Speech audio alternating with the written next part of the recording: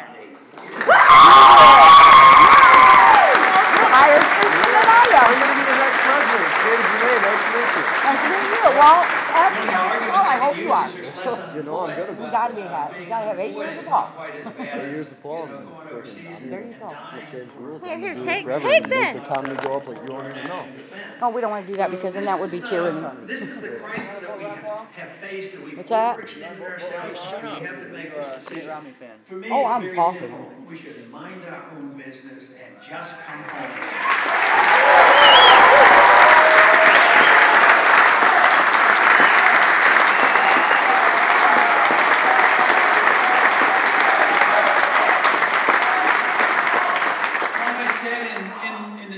The other night, I wasn't getting very far with a moral and a constitutional argument and couldn't convince the other candidates, but I tried the economic argument. And indeed, there is a strong economic argument if you even ignore the other arguments, which shouldn't be enough. But the economic argument is so vivid when you think about the Soviet Empire. They collapsed because they were so foolish as to invade and occupy a country like Afghanistan. Can you imagine?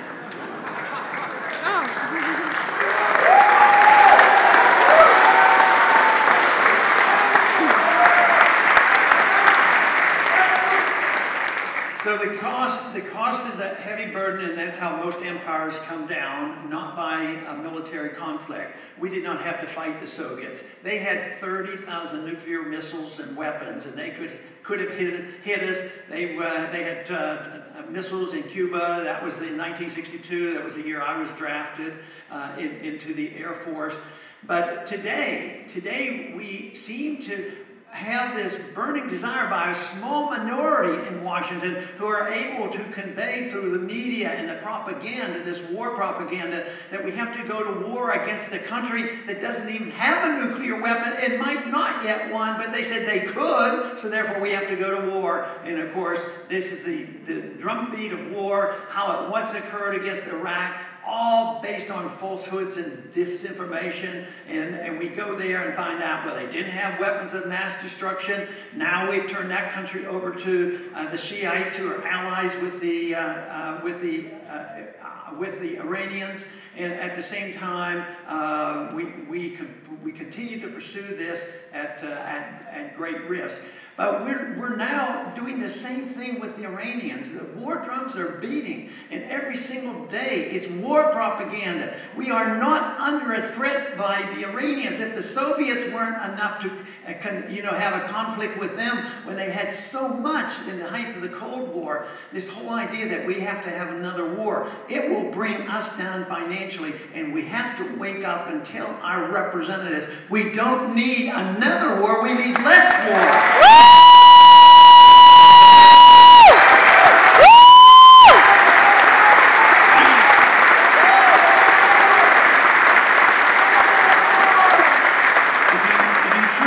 Prosperity, and most people do, I certainly do, and we having trouble with our prosperity now, we have a recession, that peace brings more prosperity than war does. And that is why we should have a policy of seeking peace and not war. And then maybe we will get back on our feet again and spend money more wisely.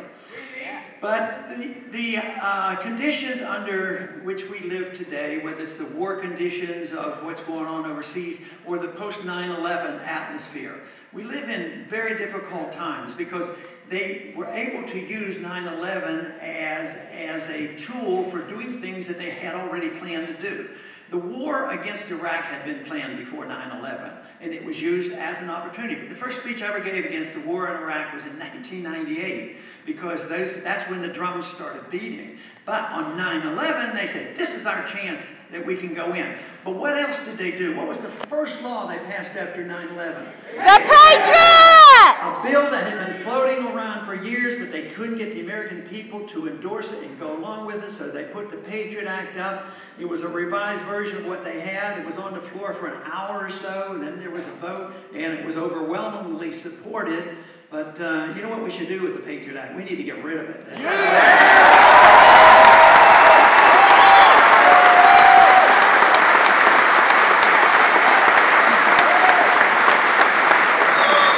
Woo!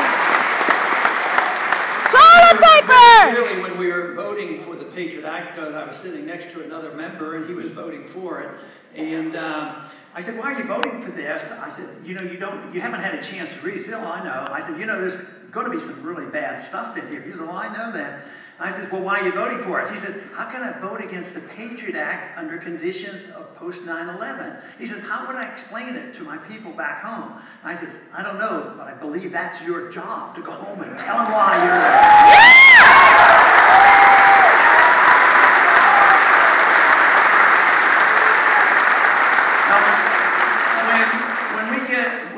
When we have the opportunity in the near future of getting rid of the Patriot Act, we should name it repealing the Patriot Act. We should call it Restore the Fourth Amendment Act.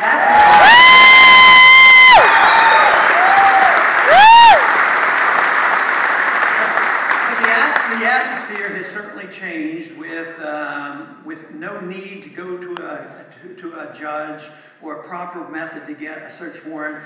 There's no privacy left. The government's getting more secret. The whistleblowers get in prison. There's more secrecy now, and there's less privacy.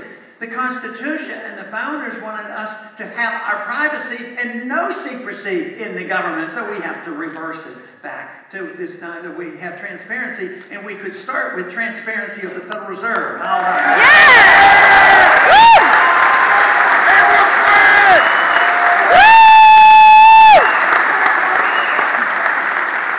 But we won't call the bill, repeal the Patriot Act. We'll call it Restore the Fourth Amendment. People will get the message then. But the atmosphere is not good. War times, there's more abuse of civil liberties, but now we're told we're in perpetual war forever, any place in the country. It's a war against potential terrorism, and they can't define terrorism. Terrorism is still defined in the dictionary, in our code, and international code, as a criminal act. But now we have drones all over the world. We bomb any spot that we want, and then we wonder why we have enemies around us wanting to do us harm. We invade their countries. We occupy their countries. There's a lot of collateral damage, and people die. And then they wonder why they might be annoyed. And then I imagine a few of you heard the response at one of the debates when I suggested, why don't we think about foreign policy with a golden rule attached to it? Yeah!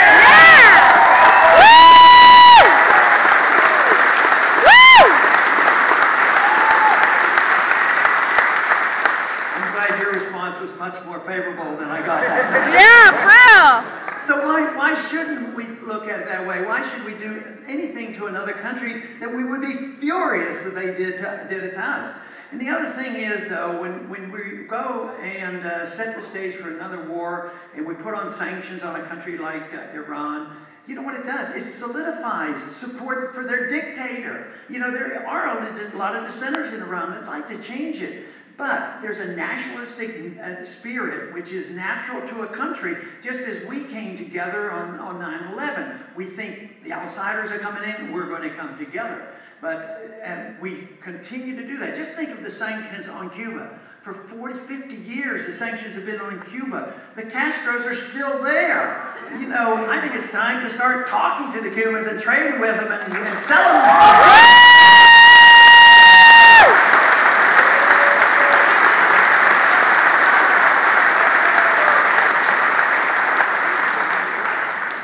Justin mentioned the National Defense Authorization Act, and that is indeed a piece of legislation. So what they're saying now is that there is no, they repealed posse comitatus. Now the military can arrest for civil problems and enforcement of any law. But the worst part about this is they can arrest any American for any reason without any charges and deny an attorney, no court, no trial, and put in a secret prison.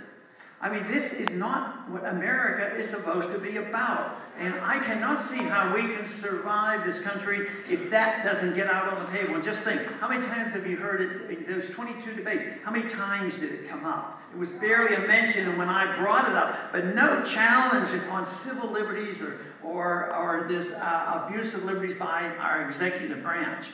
So this is a major problem for us. And also the president, a year ago now, February of last year, he unilaterally said that the president, because he's the commander-in-chief, he can assassinate American citizens. I mean, you know, in the National Defense Authorization Act, they use the term associated forces. Those are the people that are associated with problems. That makes it a legitimate target. So you might say, oh, well, that's okay. That means just if you're a really bad guy or you're dealing with a bunch of criminals, then you're an associated force. But in this day and age, an associated force might be donating money to a group. You might not know exactly how they spend the money. It might be visiting a website. It might be getting emails. It might be attending a meeting. What if you happen to go to a meeting and the meeting is mainly designed to preach a message about more peace and less war? That might make you a subversive. The fact that you can be arrested is just an outrage. The worst criminals in the world have been given trials. Well, Saddam Hussein even had a trial, you know. Adolf Eichmann got a trial. The Nazi war criminals got trials. Timothy McVeigh got a trial. But now to assume that without charges even made, that we can do this. This is a very serious infraction about what we're supposed to be all about. But there are other things that have been challenging to our civil liberties too. And it's another war that is more of a domestic war, but it's a vicious war too on our liberties. Of course, by many, endorsed by many for good intentions, but it's been 40 years now that they've been fighting this modern day war on drugs. It doesn't work. We ought to give up on that and quit spending money.